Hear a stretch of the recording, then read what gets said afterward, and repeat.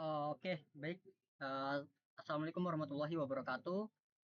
Kami dari kelompok 4, di kelompok 4 ya? Ya betul. Ya, kita dari kelompok 4 yaitu eh, akan mempresentasikan mengenai proyek kita yaitu aplikasi pengelola keuangan harian dengan CLI plus SQLite. Nah, di sini selanjutnya akan dijelaskan pertama-tama itu oleh Adam. Baik, terima kasih Kolil. Oke.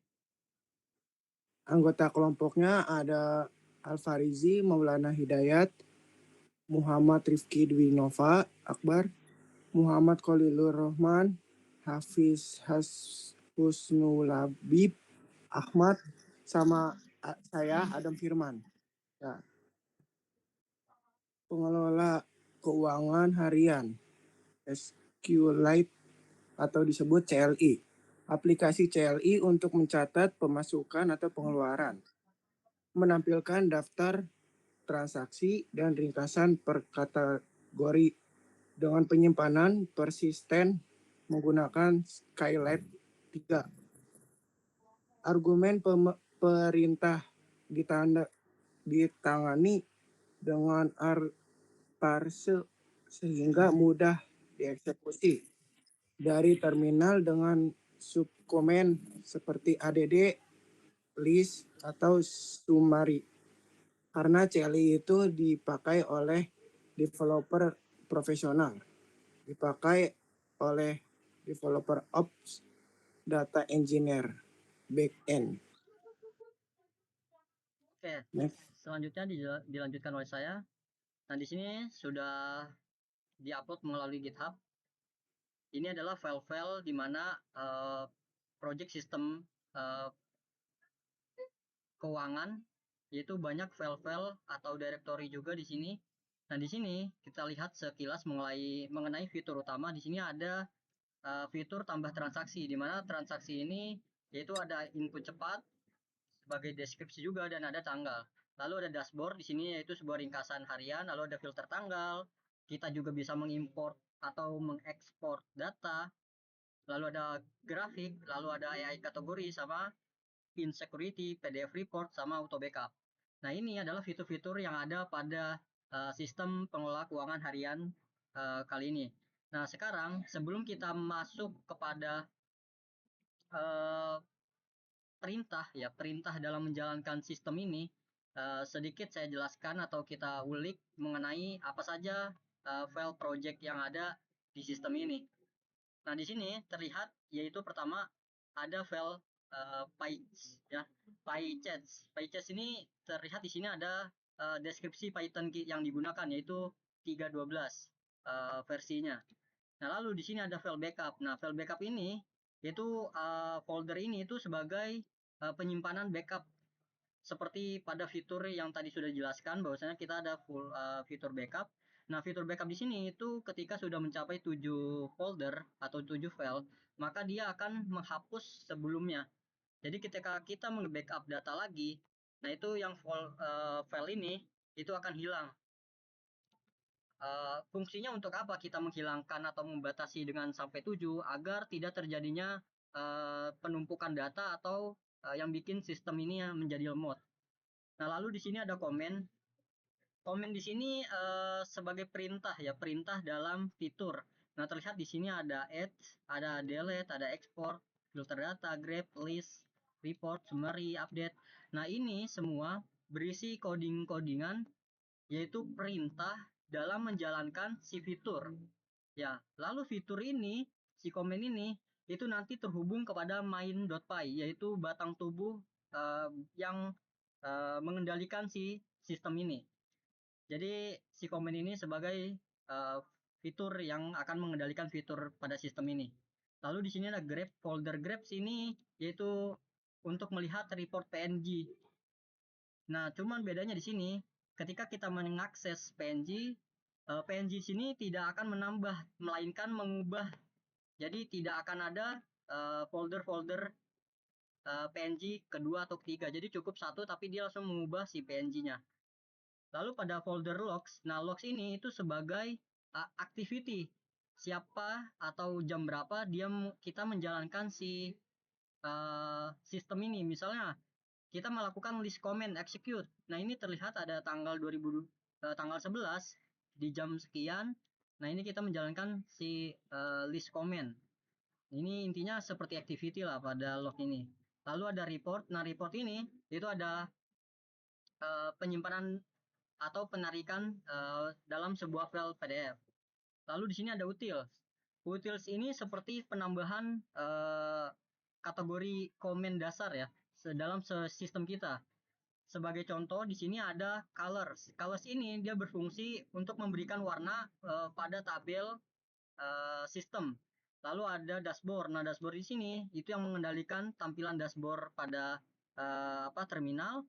Lalu ada logger, lalu ada security pin, di mana di sistem ini ada security-nya. Nah, di sini utils ini, folder utils itu sebagai file tambahan lah dalam sistem ini.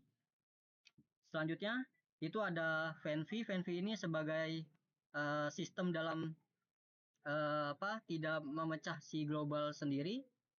Lalu di sini ada db.py. db.py ini dia sebagai SQLite-nya, yaitu file database. Lalu ketika berhasil diakses ya dia akan masuk ke SQLite-nya. Nah, di sini terlihat pada main.py. Main.py di sini hanya berisi perintah seperti ini aja. Dia mengambil data dari comments from, misal kita ambil from list ya.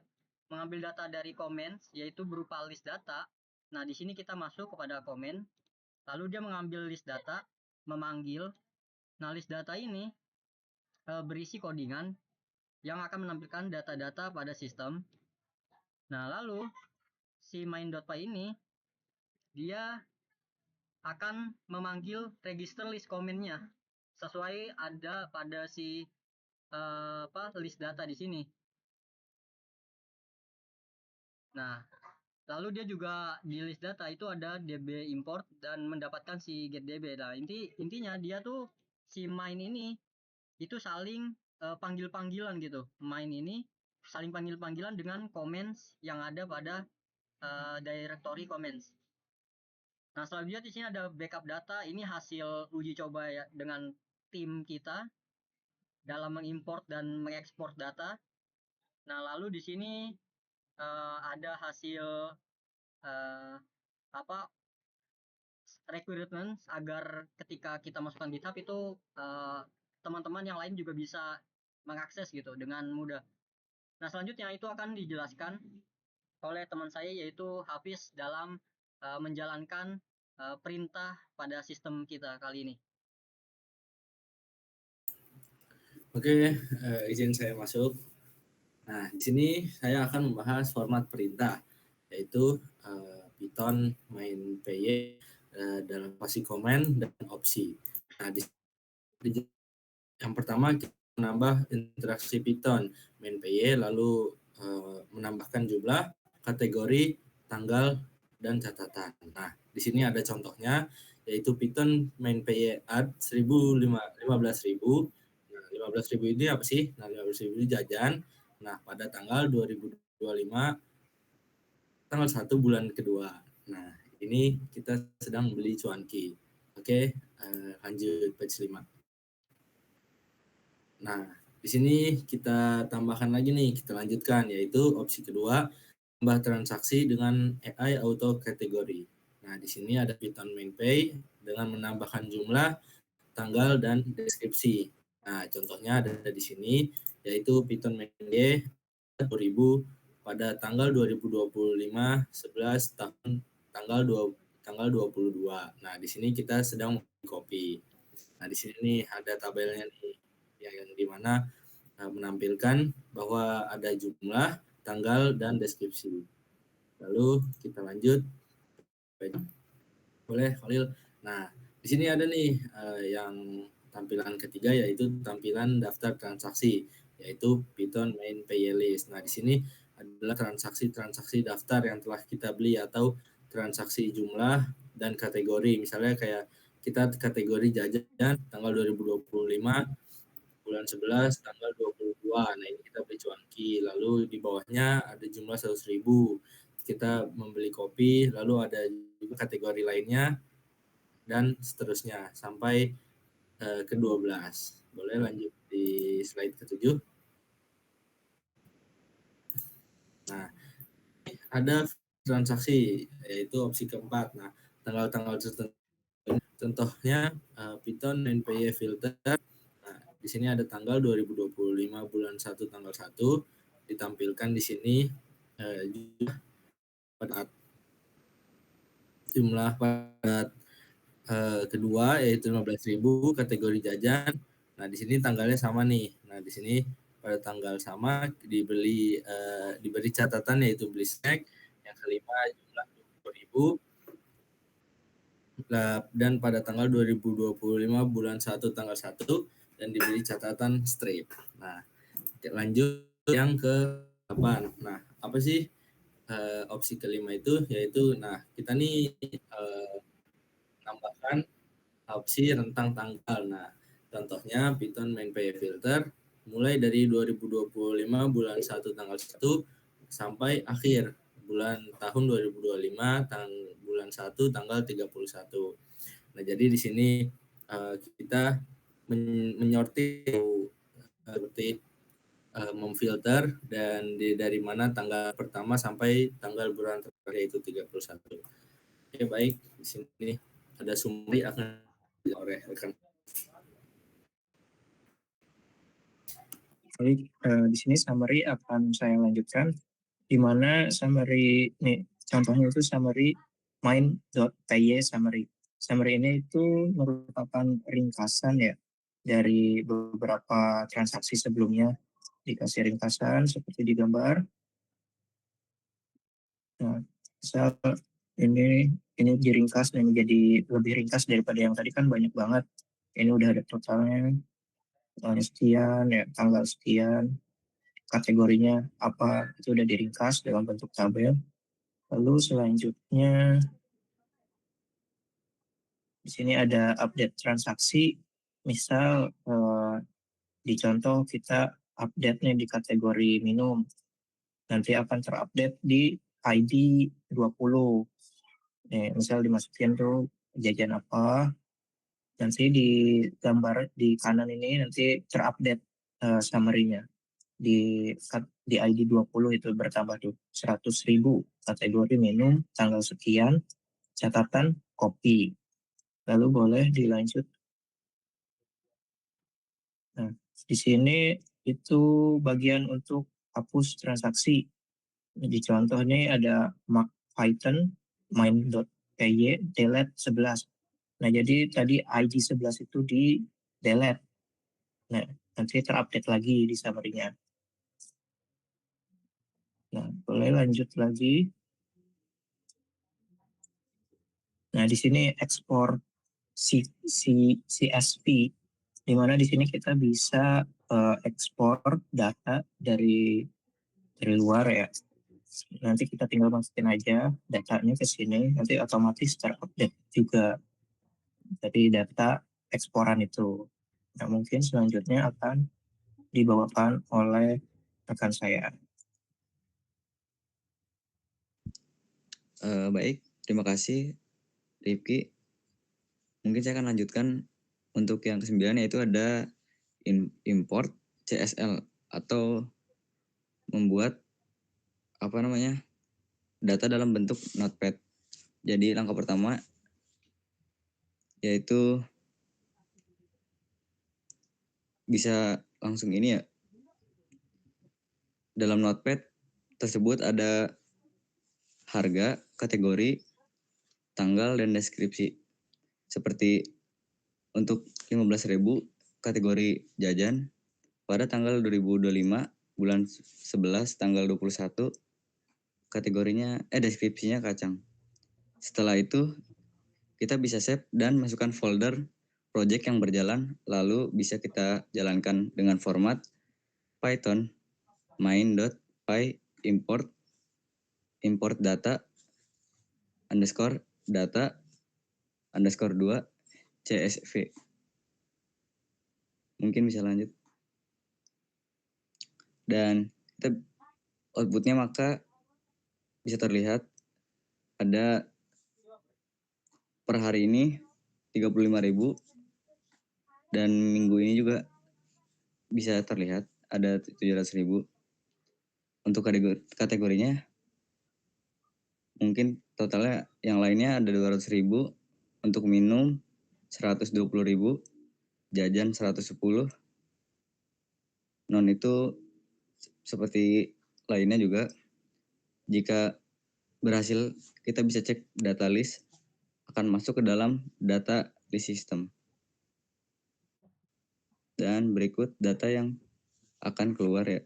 Ada ID 26,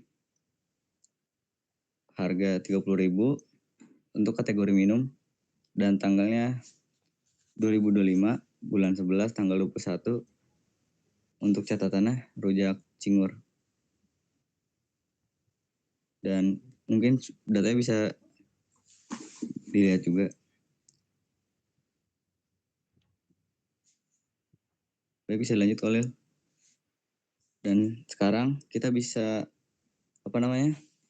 jika ingin membuat grafik dari data-data sebelumnya, kita bisa ketik Python main.py graph, maka akan muncul grafik seperti di gambar.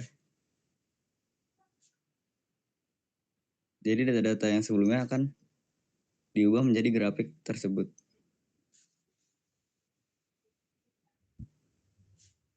Dan yang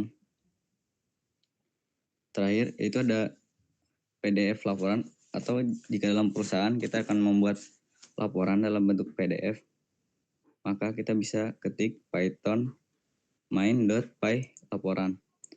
Dan pada data laporan kita bisa lihat ada yang sebelumnya kita sudah mencoba pada tanggal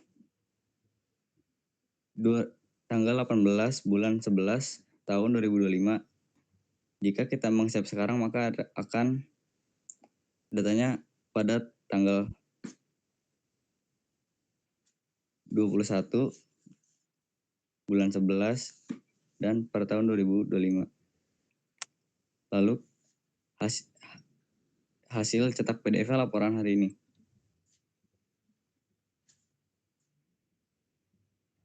Terus jika berhasil, maka akan muncul laporan PDF berhasil dibuat atau berwarna hijau.